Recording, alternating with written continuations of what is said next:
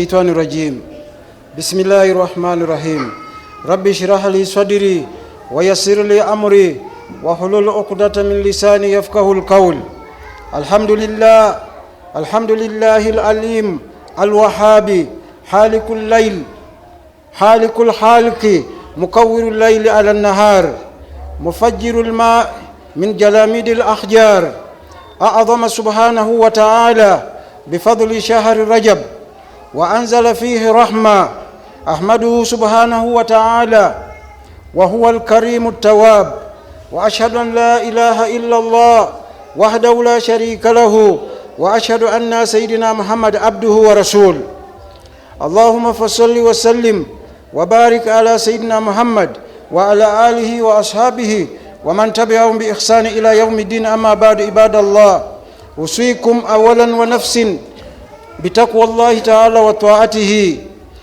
Abooluganda abakkiriza abaami n'abakyala abasembedde wano atendezebwa Allah subhanahu wa ta'ala. Allah oyo amanyi buli kintu kyonna ekiri mu nsi ne mu ggulu. Allah akimanyi, n'ekiri wansi mu lwazi Allah subhanahu wa ta'ala akimanyi. Kitonde kye ye yakitonda. Neffe abantu okumanya kwaffe kutonotono, naye Allah subhanahu wa ta'ala buli kintu kyonna akimanyi. Bamalayika bwe yatonda Adamu alayhi salatu wassalam bagezaako okumugamba nti ayi Allah, atajaluna oyagala kuteeka fil ardi mu nsi man yufsidu fiha, omuntu agenda okwonoona, wa yasfiku dimaa, nga atagenda okuyiwa omusaayi. Allah yaddamu n'abagamba inni a'lamu ma la ta'lamun, nze kyemmanyi mmwe temukimanyi. Buli kintu kyonna nze nkimanyi, ebirungi ebiri mu muntu nze mbimanyi. Bamalayika baali balowooza nti ebirungi byonna biri mu bo, naye mu bantu Allah yatussaamu ebirungi bingi. Tunuulira ensi eno bwefaanana, ekoleddwa na mikono gya muntu. Omuntu yazimba, omuntu yakola enguudo, omuntu yakka wansi mu nnyanja, omuntu yakola ennyonyi nebuuka mu bwengula. Naye bamalayika ebyo tebabikola. Mulimu gwabwe kusinza Allah na kumutendereza. Ffe bimeka bye tukoze abooluganda abakkiriza? Tukoze ebirungi bingi ate ne tukola n'ebibi bingi. Allah yatonda ebitonde byonna, buli kyolabako kikye yakitonda. Allah ajjawo ekiro n'aleetawo emisana, ate n'ajjawo emisana n'aleetawo ekiro. Ebyo byonna Allah yabikola. Abantu bangi nnyo omwaka bwe guggwako batuuka mu kujaguza ne beevuma omukadde, naye tebamanyi nti Allah huwa dahar, yaleeta omupya n'ajjawo omukadde, yakyusakyusa mu mbeera eza buli kintu kyonna. Allah subhanahu wa ta'ala yakulukusa amazzi ng'agayisa mu myaganya gy'amayinja. Osobola okugendako awantu ne bagamba nti laba olusozi olwo luvaako amazzi, naye ne weebuuza gayitawa oba gavaawa, gendako ku Wanaalo olabe, ku Ergon olabe. Amazzi ate gava waggulu ku lusozi, tegava eno wansi. Ate kikwewuunyisa nti fe abali eno wansi tweyongera kukka wansi kunoonya amazzi, naye ate abali waggulu ku nsozi ate bo beeyongera kulinnya waggulu nsozi ate gye bajja amazzi. Tunuulira ago agakulukuta, ate go gava wansi ne galinnya waggulu ne galyoka gakulukuta. Allah subhanahu wa ta'ala yakulukusa amazzi ago ge mulaba. Gendako ekaseesa olabe, amazzi galiyo gali mu mayinja gatokota. Ogenda bugenzi n'ekikopo gwe noosena n'oteekamu amajaani ne sukaali gwe noonywa.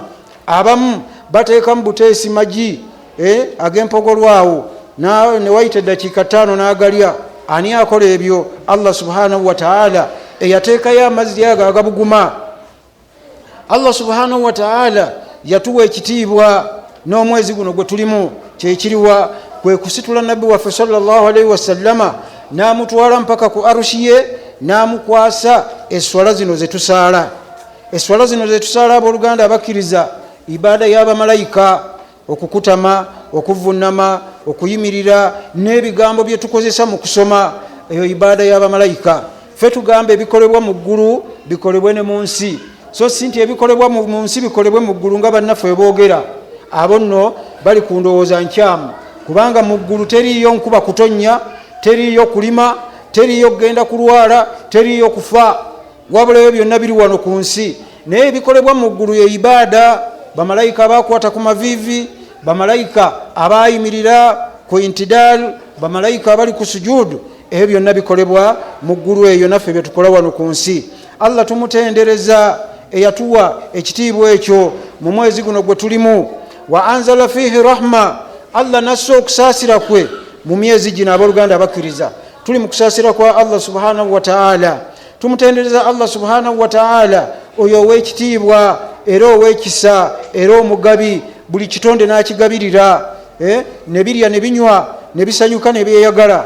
Ekyewuunyisa abamu tetwebaza olumala okulya ate n'okuba obubonero. Noweebuuza nti ddala akabonero ako k'okuba kakuwadde ki? Gwetendereza Allah subhanahu wa ta'ala, gamba alhamdulillah, nebaza Allah alladhi at'amani wasakani waja'alani minal muslimin. Allah mwebaza, andisizza nanywesa era nfuula omukisiki omusiraamu ow'amazima wannamaddala. Okwo kwe kwebaza Allah subhanahu wa ta'ala.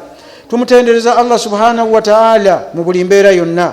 Nkakasa n'omwoyo gwange nenjatuza n'olulimi lwange nti tewali asinzibwa mu ggulu ne mu nsi okuggyako Allah wahdahu, ali omu mu bwakatonda bwe, la sharika lahu, Allah talina mubeezi, talina kimufaanana, talina kimwegattako, talina katikkiro, talina mukuumi, talina muyambi. Nenjatuza n'olulimi lwange nti mazima nabbi waffe Muhammad sallallahu alaihi wasallama muddu we era mubaka we, yamutuma eri ensi eno yonna tubeere nga tukkiriza omubaka Muhammad sallallahu alaihi wasallama. Si waffe fekka abasiraamu, wabula wansi yonna. Yamuga nti kul ya ayuha nnas inni rasulullahi ilaikum jamia, bagamba abantu abali mu nsi, mazima nze ndi mubaka wa Allah eri ensi eno yonna. Omuntu ayagala Allah asooka ayagale nabbi Muhammadi sallallahu alaihi wasallama era amugoberere. Bw'onooba omugoberedde Allah ajja kukwagala. Yatugamba nti kul in kuntum tuhibbuna Allah, bwe mba mwagala Allah fattabi'uni, mungoberere nze nabbi Muhammad sallallahu alaihi wasallam, yuhibbukumullah, nammwe Allah ajja kubaagala. Ate tajja kukomaawo, wayaghfiru lakum dhunubakum, Allah ajja kubasonyiwa amadhambi gammwe. Allah tusaba amuseeko okusaasira n'emirembe n'ebyengera. Naffe abaliwo Allah atusaasire ensobi zaffe ze twakola okuva omwaka guli wuno tutuuse mu Rajab. Tusaba Allah atusonyiwe, tujja kutuuka mu Ramadan era tweyongera kusaba Allah kisonyiwo, kubanga Allah musaasizi ate musonyiye. Abooluganda abakkiriza, mbakuutira mu kutuba esooka tutye Allah mu buli mbeera yonna. Mutye mu kyama, mutye mu lwatu, oli wekka misana kiro, beera ng'okulembeza takuwa Allah fi sirri wa alaniya, mu kyama ne mu lwatu. Bw'omala okutya Allah subhanahu wa ta'ala, ate omugondere.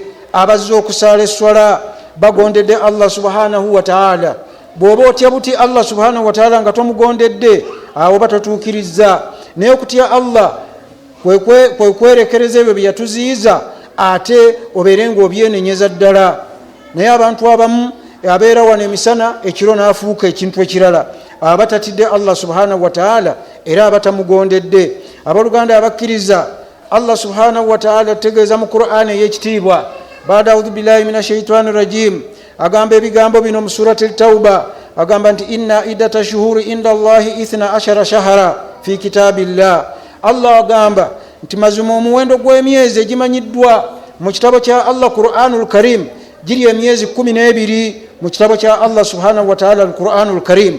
Natugamba yauma halaka samawati wal ardh, lwe lunaku Allah lwe yatandika okutonda eggulu n'ensi, lwali olunaku ng'ennaku z'omwezi lumu, omwezi ogw'Omuharram. Allah n'atonda amagulu omusanvu ge tulabako n'ensi n'abitondera mu nnaku 6 ezasooka mu mwezi ogwa Muharram. Abooluganda abakkiriza, n'atugamba nti minha arba'atu hurum, mu myezi egyo 12 n'alondamu emyezi 4 nga gya mizizo. Emyezi egyo 4 egy'emizizo egitalwanirwamu lutalo. N'agamba dhalika dinul qayyim, emyezi egyo 4 y'empagi gwe musingi ogw'eddiini busiraamu kweyimiridde. N'agamba nti fala tadhlimu fihinna anfusakum, mwabali wano temweryazaamanyanga mu myezi gino gye tulimu, naddala guno ogwa Rajab, omwezi ogw'emizizo. Gw'oyinza okweryazaamanya n'otamanya nti weeryazaamanyizza. Osobola okulekayo okusaala n'oweeryazaamanya, osobola okulekayo okusoma Qur'ani oba weeryazaamanyizza, oba tosaddaase oba weeryazaamanyizza, bw'oba oyinawo kye ŋŋamba. N'atugamba wakatilul mushrikiina kaffa, ate mulwanyise abantu bonna abagattika Katonda bamushirikuuna bagatika Katonda n'ekintu ekirala kyonna, abo nabo mubalwanyise mu bigambo, mubalwanyise nga mubalaga bwino omutuufu nti Qur'ani egamba bweti ku Nabbi Isa si mwana wa Katonda wabula mubaka wa Allah. Qur'ani eyogera bweti ku masanamu tegakkirizibwa kusinzibwa. Qur'ani eyogera bweti ku nsonga yeno yonna eriwo. Allah subhanahu wa ta'ala kyatutegeeza naye tokwata kitala. Omulembe gw'ebitala gwaggwa. Nabbi sallallahu alaihi wasallama bwe yamala okulwana entalo z'eddiini yayimirira n'ayita basahaba be n'abaga nti mujje wano mbabuulire, tulina olutalo lumu olukyasinze entalo zonna zino ze tulwanye. Bamasahaba beewuunya ne bagamba ya Rasulallah, tuyiye emisaayi gyaffe, tuwaddeyo ebyokulwanyisa, tuwaddeyo ensimbi, tuwaddeyo obudde, naye lutalo kirwogamba.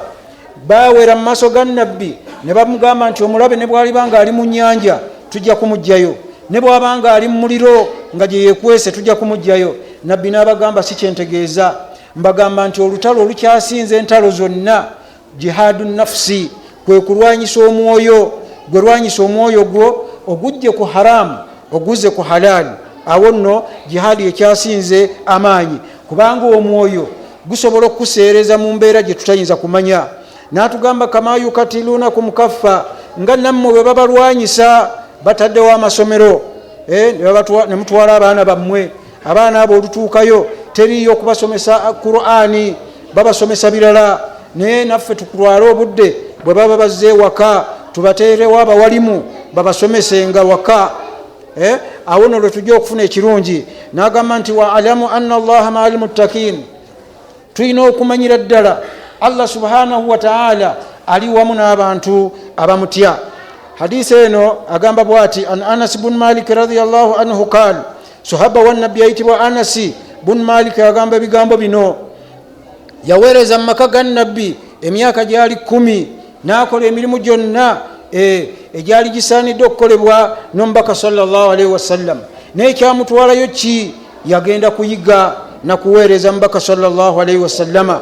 Naffe bw'obeera n'omuwalimu ku kyalo nga musajja musomesa mulungi, kwata omwana wo omutwaleyo, omwana oyo abeereeyo, naye nga ky'omutwalayo abeere ng'akola, abeere ng'anoonya okumanya. Omusajja oyo ajja kumusomesa. Edda abasajja bakulu bakikolanga nga bakwata abaana baabwe ne babatwala mu maka g'ababa sheekhe ne bawangaalira eyo. Naga nti omwana oyo mukugabidde, omwana oyo n'abeera eyo n'awangalira mu maka ago. Bw'aba akuze sheekhe n'amusiibula, naye ng'agenda okuvaayo nga bingi nnyo byasomye, bingi nnyo byayize ku sheekhe oyo. Naffe kye tuba tukola nga sahaba ono Anas bin Maliki bwe yakola. Yava mu maka ga Nabbi oluvannyuma olw'emyaka 10 n'addayo mu maka ge nga aya emaze okukka ng'egamba Nabbi sallallahu alaihi wasallama siibula Anas bin Malik addeyo. Era bwe yaddayo teyakoma kujja mu maka ga Nabbi, yatwalirizanga akaseera ng'akomawo mu maka ga Nabbi sallallahu alaihi wasallama. Lwali olunaku lumu yali ajja mu maka g'omubaka sallallahu alaihi wasallama n'agamba ebigambo bino. N'agamba nti lakitu Mu'adh bin Jabal radhiyallahu anhu. Bwe yali agenda mu maka ga Nabbi n'asisinkana sahaba munne ayitibwa Mu'adh bin Jabal. Fakultu lahu ya Mu'adh, n'amugamba nti owange gwe Mu'adh, min aina ji'ita, ovudde ludda wa ya Mu'adh, mbuulira gy'ova. Kala n'amugamba ji'itu min indi rasulillah, nva mu maka g'omubaka wa Allah subhanahu wa ta'ala. Fakultu lahu, n'amugamba ma sami'tu minhu, babuuzaganya nti kiki ky'owulidde, mawulire ki g'oyina agavudde mu maka g'omubaka sallallahu alaihi wasallam. Kala n'amugamba ebigambo bino, sami'tu minhu, mpulidde omubaka byansomesezza. Naga nti man kala la ilaha illa Allah, omuntu yenna ajja okwogera ebigambo bino nti la ilaha illa Allah, tewali asinzibwa mu butuufu illa Allah, okujjako Allah, halisan mukhlisa, ng'akigira ddala ku ntobo y'omutima gwe, ng'ate akitukuzza, dahala aljanna, ajja kuyingira ennyumba ey'emirembe aljanna. Naga nti waman sama yawman, n'omuntu yenna anaasiibayo olunaku min arajabu, mwezi ogwa Rajabu, yabtagi bihi wajhu Allah, ng'anoonya Allah amusiime, Allah asiime emirimu gye, dahala aljanna, ajja kuyingira ennyumba ey'emirembe aljanna. Thumma dakhaltu ala rasulillah, ne basiibulagana nayanguwa mangu agende mu maka g'omubaka sallallahu alaihi wasallama. bwe yatuuka n'asoola salaamu ne bamuddamu salaamu. fakultu nayingira mu nju n'agamba ya rasulallah, owange omubaka wa allah, inna maadha akhbirni kadha wa kadha. bwe mbadde nzija wano nsinkanye sahaba munnange ayitibwa maadhi, naŋŋamba ebigambo bino. namugamba fakala sadaka maadhi fima akala, ebigambo ebyo maadhi byakugambye bituufu, ayogedde mazima. fa inna allaha subhanahu wa ta'ala, mazima allah ow'ekitiibwa faddala shahru rajab, yasukulumya omwezi ogwa rajabu, wa aujaba alaina ta'dhimahu, era naffe n'agutwagaliza tubeerenga tuguwa ekitiibwa. naga nti fa inna rajabu shahrullah, namugamba nti nkulayiridde allah, omwezi guno gwe tulimu mwezi gwa allah subhanahu wa ta'ala. namuga nti wa shabanu shahri, era omwezi gwa shaban gwe mwezi gwange nabbi muhammad sallallahu alaihi wasallama. namugamba wa ramadan shahru ummati, era nkulayirira. namuga nti omwezi ogwaki ogwa ramadan gwe mwezi ogw'abantu b'ekibiina kyange. naffe abantu b'ekibiina kya nabbi muhammad sallallahu alaihi wasallama twaweebwa omukisa ne tuweebwa omwezi mulamba. era ojja kulaba abasiraamu nga bali mu kwetala, bali mu kusiiba, basanyufu, bali mu mbeera ennungi. era nabbi sallallahu alaihi wasallama yayongera ng'abuulira sahaba oyo anas bun malik, yamugamba ebigambo bino. namugamba idha aradtum raha, bwe mba mwagala eddembe ku nsi kuno, mubeere bulungi mu kiseera waqtul mauti, mu kiseera ekyokufa, min al atashi, nga temuwulidde nyonta. jjukira nti omuntu bw'aba aggyibwamu omwoyo abeera muyonta nnyo, bamalayika bajja ne bamwetooloola, omuntu oyo ennyonta eba emuluma. n'agamba nti walhuruji min al iman, n'omwoyo gwo okuggyibwamu nga ddala kituufu oli mukkiriza. n'agamba nti wanajatu min ashaitan, ng'era omwoyo gwo guggyibwamu nga allah akutaasa shaitan ibilisi eyakolimirwa. n'agamba nti fakhtarimu hadhihi shuhuri kulliha, tuwe ekitiibwa omwezi guno gwe tulimu, tunaguwa tutya ekitiibwa, tugukoleremu ebisaanidde. siiba, soma qur'ani, saddaka, zuukukako ekiro. n'agamba bikathurati siyami, n'okuyitirizaamu okusiiba. n'agamba wadhikirullah, n'okutendereza allah, wadhkuru halfa al anami, n'okujjukira allah buli kadde, buli wootuula n'ojjukira allah subhanahu wa ta'ala. n'agamba nti tadkhulu ljannata rabbakum bisalam, tujja kuyingira ennyumba ey'emirembe, aljanna nga tuli mirembe. abooluganda abakkiriza, tujjukire allah buli we tutuula. omuntu ajjukira allah yoyo amutendereza buli kaseera, subhanallah, buli kaseera la ilaha illallah, buli kaseera olinda mwazinyi, oyo muntu ajjukira allah subhanahu wa ta'ala. omuntu ajjukira allah buli kadde, allah amuwa ebintu bisatu. ekisooka, ayanguwa mangu okwenenya, buli lwagwa mu nsobi yenenya mangu. ekyokubiri, alkanaatu lkalbi, omuntu oyo abeera mu mativu ku kintu kyaba afunye. bw'afuna omutwalo agamba alhamdulillah, guno allah gwangabiridde. naye bw'aba talina, era asigala yebaza allah. ekyokusatu, omuntu oyo awangalira mu kukola ibaada, ajjukira allah, awangalira mu kukola ibaada. oyo y'omuntu omulungi. naye omuntu omubi y'omuntu akola ensobi n'atenenya, aga nti nja kwenenya omwaka ogujja, n'atamanya nti omwaka ogujja ayinza obutatuukayo. ekyokubiri, omuntu oyo alwawo. ekyokubiri, omuntu oyo tamatira nakyalina. bw'afuna emiliyoni emu aga nti wallahi singa zibadde 10, n'atajjukira nti ate waliwo atalina wadde 10. omuntu oyo tamatira na kintu kyalina. n'agamba ekyokusatu, omuntu oyo kyakola aba tagira ki, tabeera mu kukola ibaada. omusanga ali eyo atambula, bw'omuga nti obudde butuuse obweswala, abeera mu bibye. abooluganda abakkiriza, ebyo byebitiibwa allah subhanahu byawa omuntu amujjukira. wa an aishatu radiyallahu anha qalat, mukyala wa nabbi sallallahu alaihi wasallama, maama wabakkiriza, agamba ebigambo bino. aga nti kala rasulullahi sallallahu alaihi wasallama, omubaka wa allah yagamba, kullu nasu jiyaun yauma alqiyama, abantu bonna bagenda kubeera bayala mu bbaliro. nga tuli mu bbaliro fenna tugenda kubeera bayala. n'agamba illa al anbiyai, wabula abatagenda kulumwa njala be bannabbi, wa alihim, n'abantu b'omu maka gaabwe, abo tebagenda kulumwa njala. naga nti waswaimu rajab n'omuntu asiiba omwezi ogwa rajabu n'asiibamu ennaku aba asiibye olwokuna n'olwaleero n'olwenkya ennaku enjeru fabiha wa neema mwebaze Allah. N'agamba wa shaban n'omuntu anaasiibamuko ennaku mu shaban wa ramadan n'omuntu anaasiibayoko ennaku mu ramadan n'abasiiba ennaku enjeru abasiiba olw'ebbalaza n'olwokuna abo tebagenda kubeera bayala ku lunaku olw'enkomerero era tebagenda kulumwa nnyonta. N'agamba fa innahum shibaun abantu abo bagenda kubeera bakkufu wala juun alahum tebagenda kufuna njala yonna wala atashi tebagenda kulumwa nnyonta.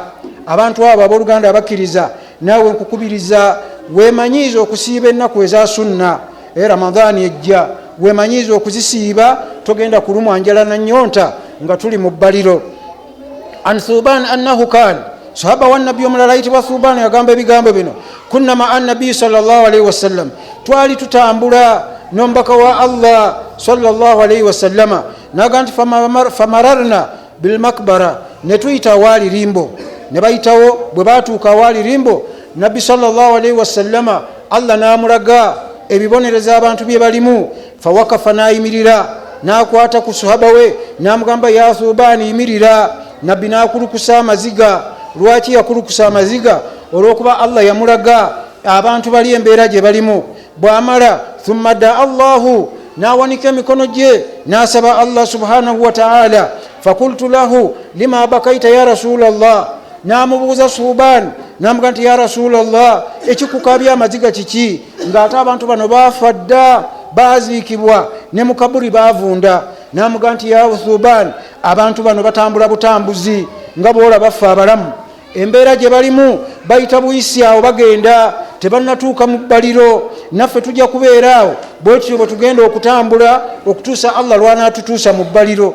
N'amugamba nti abantu bano singa obadde omanyi kye mmanyi wallahi wandibadde tosaaga wandibadde toseka naawe wandibadde weekubagiza. Fakala n'amugamba ya Thuban wange Thuban haulai yuadhibuna fi kuburihim njagala nkubuulira abantu bano babonerezebwa kakati ekituyimirizza wano wadaautu lahum nembasabira Allah subhanahu wa ta'ala ayuhaffifa anhum adhab Allah abakenderezeeko ebibonerezo Allah abakenderezeeko ebibonerezo. Thumma kala bwe yamala n'agamba ebigambo bino n'agamba nti ya Thuban wange Thuban law swama haulai singa abantu bano abaaziikibwa wano singa baali basiibye yawuman olunaku lumu lwokka mina rajabu mu mwezi guno gwe tulimu n'asiiba emisana wamanaamu minhu laila ekiro bwe kituuka n'ateebaka n'asalawo okuwangalira mu ibaada ng'asaala ekiro emisana asiibye. N'agamba ma udhibu fi kuburihim abantu bano tebandifunye ebibonerezo bino ebibabonerezebwa mu kaburi zaabwe. Fakultu ya Rasulallah Thuban abuuza omubaka asuumu yawman wa kiyamu lailan yamnau minhum adhabu alkaburi. Thuban abuuza amugamba nti ya Rasulallah obuteebaka kiro n'okusiibako olunaku lumu lwokka mu biseera bino bye tulimu biziyiza omuntu ebibonerezo bya kaburi. Kala n'amugamba ya Thuban wange Thuban nkubuulire walladhi ba'athani bilhaqqi nabiyya nkulayiridde Allah yantuma nabbi ow'amazima. Nabbi amulayirira n'amugamba ma min muslim tewali musiraamu yenna omusajja au musilimu oba omukyala yasuumun asiibayo olunaku lumu lwokka ng'olwaleero wayakuumu lailaha ate ekiro n'ayimirira n'azuukuka saawa 9 oba 10 n'atendereza Allah min rajabu mwezi gwe tulimu ogwa rajabu yuridu bihi wajhullah ng'anoonya Allah amusiime Allah amusaasire illa kataba Allahu lahu ibadatu sana Allah muwandiikira olunaku lumu ibaada ya mwaka mulamba.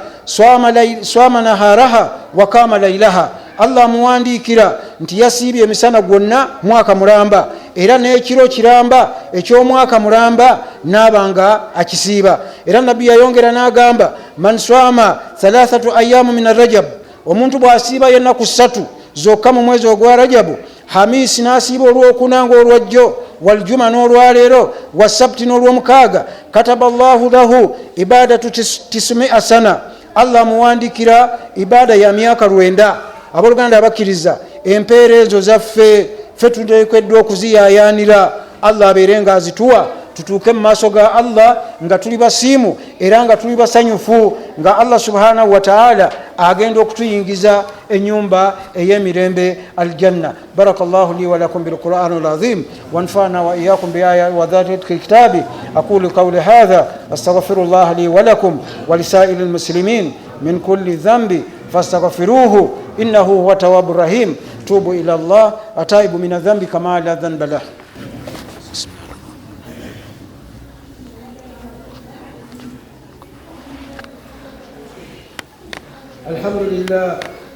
الحمد لله الذي هدانا لهذا وما كنا لنهتدي لولا أن هدانا الله وأشهد أن لا إله إلا الله وحده لا شريك له وأشهد أن سيدنا محمد عبده ورسوله. عباد الله أوصيكم ونفسي بتقوى الله تعالى وطاعته كما قال صلى الله عليه وسلم اتق الله حيثما كنت وأتبع السيئة الحسنة تمحها وحالك الناس بخلق حسن. أبلغنا بكرزا atendezebwa Allah subhanahu wa ta'ala. Allah yatulungamya n'atulaga eddiini entuufu nga ddiini busiraamu.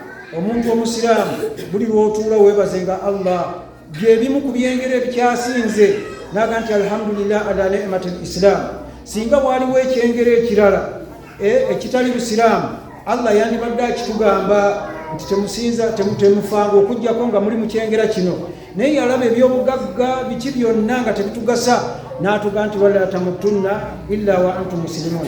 Okufa tekubatuukangako okujjako nga muli basiraamu. Abooluganda abakkiriza, tusaba Allah tunywereze ku bulungamu. Ffenna abali wano abatanalungama nabo tubasabire, Allahumma hidina wahidi nnaasi jamia. Allah tulungamye, olungamye n'abantu bonna. Naye ekyomukisa omubi, abantu balaba amazima ne batalungama. Naye gwe omulungamu beeranga osaba Allah abeerenga akunywereza ku bulungamu, kubanga lyekubo lya bannabbi n'ababaka bonna abaatumwa mu nsi eno yonna. Abooluganda abakkiriza, kutuba yaffe eyogera ku bulungi obw'omwezi guno bwe tulimu. Allah subhanahu wa ta'ala atutegeeza la yastawi ashabu nnaari wa ashabu ljanna ashabu ljannati humul faizun. Tebasobola kwenkanankana abantu abagenda okubeera mu nyumba ey'emirembe aljanna. Amakulu abantu abagenda okubeera mu jjana bagenda kubeera bakitiibwa ekyawaggulu ennyo. Wa ashabu nnaari, ate abagenda okubeera mu muliro bagenda kufaafaaganirwa, bagenda kwejjusa, bagenda kugamba nti ayi Allah, singa twamanya ne tukkiriza eddiini ya Nabi Muhammad sallallahu alaihi wasallam. Naye ffe alhamdulillah tumwebaze. Nabi sallallahu alaihi wasallam n'atugamba nti ffe abagenda okubeera aba waggulu, n'atugamba nti ashabu ljannati humul faizun. Abagenda okubeera mu jjana beeba okwesiima, olwesiima olwannamaddala. Qala rasulullahi sallallahu alaihi wasallam, nabbi yayongera n'agamba inna fil jannati nahar, mazima mu nnyumba ey'emirembe aljanna mulimu oluzzi oba mulimu omugga ogukulukuta nga bw'olaba kiira. Yuqaalu lahu rajab, nagwo baagutuuma erinnya nga guyitibwa rajab. N'agamba maa'uhu ashaddu biyaavu, amazzi gaago meeru nnyo n'okusingako amata. Wa ahallu min al asal, ate gawooma okusinga omubisi gw'enjuki. Gwe yali akombye ku mubisi gw'enjuki omanyi bwe guwooma. Naye nabbi agamba nti amazzi gano gawooma okusinga omubisi gw'enjuki. N'agamba faman sama 3 ayyam min rajab, omuntu yenna n'asiibamu ennaku 3 sakahu llahu taala min dhalika nahar, Allah agenda kumunywesa ku luzzi olwo olwaki oluli mu jjana oluyitibwa rajab. Era n'ayongera mu maaso n'agamba inna fi jannati ghurfa, Allah subhanahu wa taala yazimba mu jjana. Ejjana yazimbwa ne Allah subhanahu wa taala. Naffe abantu Allah yatutonda n'atussaako omukono gwe ogw'ekisa. N'agamba nti Allah teyatuteekerateekera kalina mu jjana oba olubiri. N'agamba yura min dhahiriha min batiniha, bw'olutunulira ebweru lulinga munda, ate bw'olutunulira munda lulinga ebweru waalwo. N'agamba nti aadda Allahu taala liman at'ama ta'am, Allah yateekerateekera ennyumba etemagana bw'etyo eri abantu abaliisa emmere. N'agamba nti wa alana alkalam, n'aboogera ebigambo ebirungi. Abooluganda abakkiriza, twogerenga ebigambo nga birungi, Allah ajja kutusiima. N'agamba nti wataaba siyam, n'abantu abeeyongera mu maaso n'okusiiba. N'agamba nti wasalla billayli wannaasu niyam, n'abantu abazuukukako ekiro n'asaala esswala kulwa Allah subhanahu wa ta'ala agamba nti tadkhuluna aljannata bisalam, mugenda kuyingira ejjana nga muli mirembe, tewali abakuba ku mukono, nga mwenna mweyagala, muna abakyala bammwe n'abaana bammwe, nga muyingira ki ennyumba ey'emirembe, aljannatu naim oba jannatu firdausi oba jannatu adeni. Ejjana ina emiryango 8 naye gyonna egyo mirungi. Allah subhanahu wa ta'ala yalimanya ejjana gyagenda okuyingizaamu okusinziira ku mirimu gyo gyewagenda okola kuno ku nsi. Abooluganda abakkiriza tubeere nga tugezaako okwettanira ebirungi. Allah ategeeza nti fastabikul khairat, tukulembeze emirimu emirungi buli wonna we tuba tubeera. Saddaaka, soma Qur'ani, zuuka ekiro saale, liisa ku banaku, ebyo byonna ebirungi bikole, ovuganye n'abantu abavuganya. Inna Allaha malaikatahu yusalluna ala nabi ya ayyuhalladhina amanu sallu alayhi wa sallimu tasliman. اللهم صل على سيدنا محمد وعلى سيدنا محمد كما صليت على سيدنا ابراهيم وعلى سيدنا ابراهيم وبارك على سيدنا محمد وعلى سيدنا محمد كما باركت على سيدنا ابراهيم وعلى سيدنا ابراهيم في العالمين انك حميد مجيد. وارض اللهم عن اربعه الخلفاء منهم ابو بكر وعمر وعثمان وعلي وكافه اصحاب رسول الله صلى الله عليه وسلم. اللهم اعز الاسلام والمسلمين واذل الشرك والمشركين. اللهم انا نسالك العافيه والعافيه مع العافيه في الدين والدنيا والاخره. اللهم آت نفوسنا تقواها وزكها أنت خير من زكاها أنت ولي ومولاها يا رب العالمين. ربنا آتنا في الدنيا حسنة وفي الآخرة حسنة وقنا عذاب النار والحمد لله رب العالمين. إن الله يأمر بالعدل والإحسان وإيتاء ذي القربى وينهى عن الفحشاء والمنكر والبغي يعظكم لعلكم تذكرون.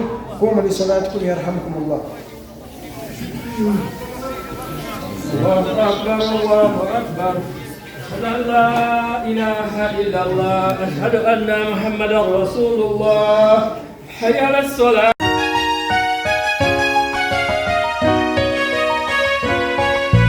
Qibla Islamic Media. Qibla Islamic Media.